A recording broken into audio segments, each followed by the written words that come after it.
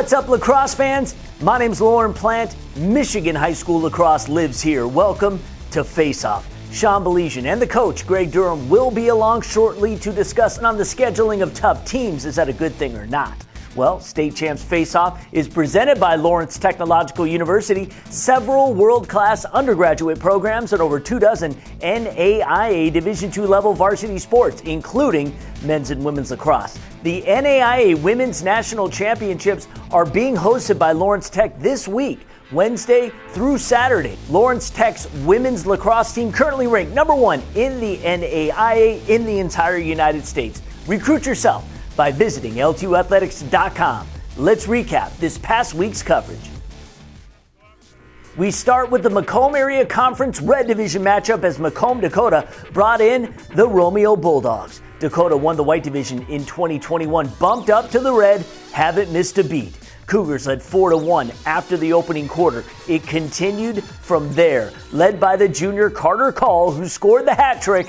Macomb, Dakota defeats Romeo 9-5. Cougars sit atop the MAC Red. On Saturday afternoon, we had a top 5 matchup in our state champs rankings as number 2 Forest Hill Central traveled to face off against 4th-ranked Heartland. This was a back-and-forth battle all game long. Forest Hill Central senior John Tomshek had a team-high 4 tallies, but the story was Rangers junior netminder Crandall Quinn. He's already committed to Michigan, 20 saves on the day. Forest Hill Central hangs on to hand Heartland a loss, 10-8 the final. Over to the west side of the state for girls lacrosse. The 2-time defending D2 state champs East Grand Rapids take it on Forest Hill Central. Ton of scoring in this one. EGR led by the Lamange sisters. Vivian had a game-high 6 goals. Sister Eliana had 5. Lizzie Lundeen also chipped in 5 for the Pioneers. We went to a lacrosse match and a football game broke out. East Grand Rapids beats Forest Hill Central 24-17. If you are injured or in pain, the best treatment you can get anywhere is with professionals on the Detroit Medical Center Physical Therapy and Sports Medicine team. For an immediate appointment, log on to dmc.org/gamechangers. Every week, the DMC pros bring you segments designed to make you a faster, stronger, healthier athlete. True or false? Is it smart to eat before a morning workout?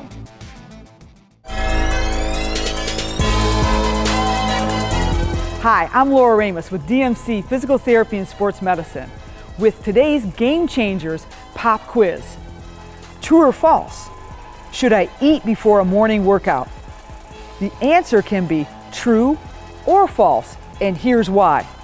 If you're heading out on a very hard workout or long training session, then yes, it's going to be beneficial to top off your energy stores after a night's fast. If the training is short or not a key performance session, you can likely complete this session without extra fuel. When working out on an empty stomach, you might not feel as energized as usual though. But that's normal. But if you feel dizzy or faint, stop and eat something immediately. Fasted workouts can create adaptations in the body that can have a positive effect on performance, especially later on when you go back to your normal fuel system. Do you have a sports injury, or are you just looking to take your game to the next level? Then go where the pros go. DMC Physical Therapy and Sports Medicine. For immediate care, call 313-910-9328 or visit dmc.org/gamechangers. All right, you ready for insight and rankings? Let's bring in Sean Baligian and the coach, Greg Durham. And thank you, as always, Lauren Platt. Welcome into another edition of Face Off here on the State Champs Network. My name is Sean Baligian. Joining me, as always, the coach at Orchard Lake St. Mary's, Coach Greg Durham. And Coach Durham, another week of lacrosse, another week of wacky Michigan lacrosse weather. You guys are all used to it, but I'll tell you what, every week it makes me laugh. 70, 40, rain, flurries. You guys are used to it by now. Well, yeah, it's kind of funny you say that because I also told the boys, I go, after that Forest Hill Central game we had a week ago, I go, you guys cannot wear sweatshirts in the rain anymore because they're weighed down and like everything.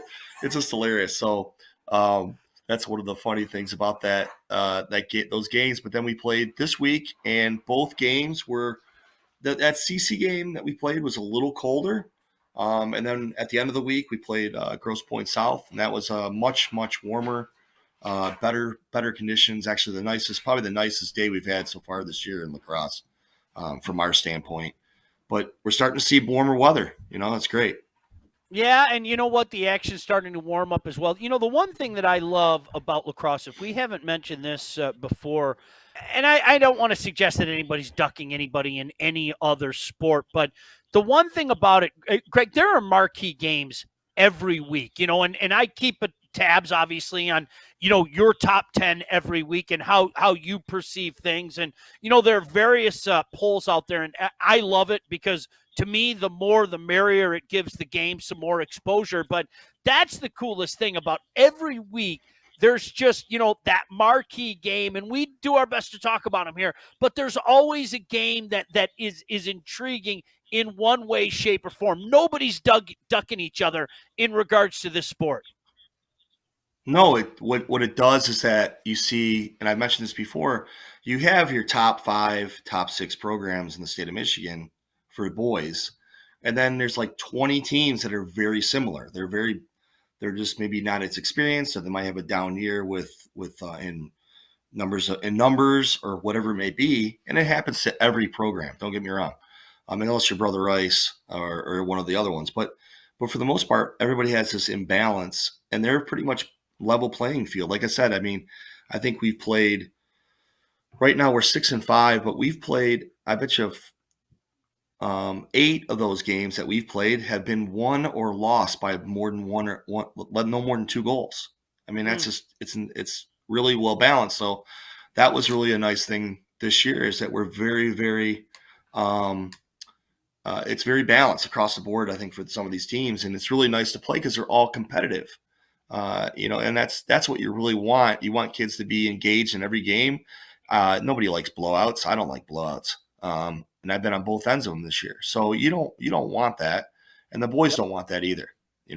So. Well, a lot of times it's funny. You mentioned your team at 6-5, and I'm just going to use the Eaglets as an example.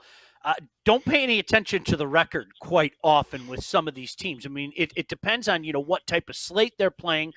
Are they playing some of the big boys not only in state but perhaps out of state? And sometimes that record that comes behind the name, Greg, doesn't tell you anything about the team that you might be facing on that particular afternoon. No. Most of the coaches that are, like I said, in that second tier of teams, we're trying to play the best teams. That was just what it is. And it took me a long time to get that experience and recognition. Now I've been kind of tenured and been around for a while, people call me and ask me to play. And that's really kind of important, because it's hard to get those games against the Brother Rices and the CCs and the Heartlands and the Country Days and the Forest Hill Centrals when you're kind of like just a mediocre team or a program or newer program. You have to, you got to take your lumps. You're going to go play them. You might get crushed, but you get on the slate and then you ask them to play again and you ask them to play again. And every year you get better and better. And then you eventually beat that team.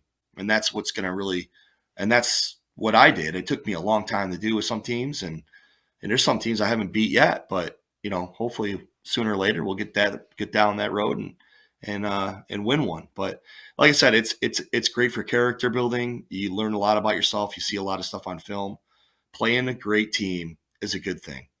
So he is the coach, Greg Durham. My name is Sean Baligian. So glad that you are listening or watching, whatever the case may be. Face Off, Coach.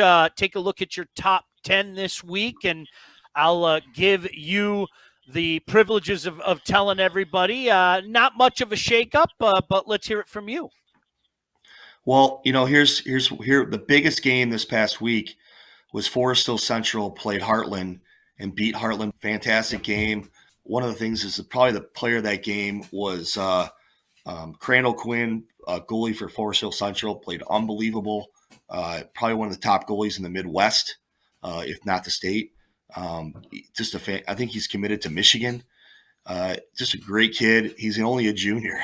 So Forest Hill Central right now is undefeated. I played them. They're fantastic. I'm putting them number one. Rice is, had a couple losses weekend, but their losses were to some of the best teams in the Midwest. They're still 2. CC, until somebody beats them, other than Brother Rice, they're 3. Heartland, tough loss against Forest Hill Central. They could be 2 or 3. They're there right there. So all 4 of those teams, including Country Day, who is playing really well, is right there. Those 5 teams are the top 5, no doubt. They've been top 5 all year.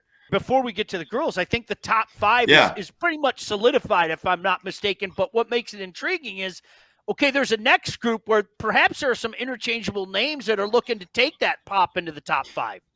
Right, and there's 5 teams right now, and say the top 15 that could easily, any one of those 5 could break that top 10. That's how crazy. So the girls, interesting, same thing. Country Day, EGR lost this week, so I moved Country Day to 1, EGR 2, Forest Hills Northern Eastern 3, Rockford 4, Forest Hills Central 5. Those are the teams that are pretty much like the girls. The top 10 is going to show up right there. It's starting to solidify a little bit, but one of the things that the girls doesn't have that the boys has, and hopefully that changes, is that the girls game gets seeded better than the boys does. Because one of the things that helps me determine these things is the MPR from Michigan. Now, we used to have Lax Power, as I talked about, and that got eliminated.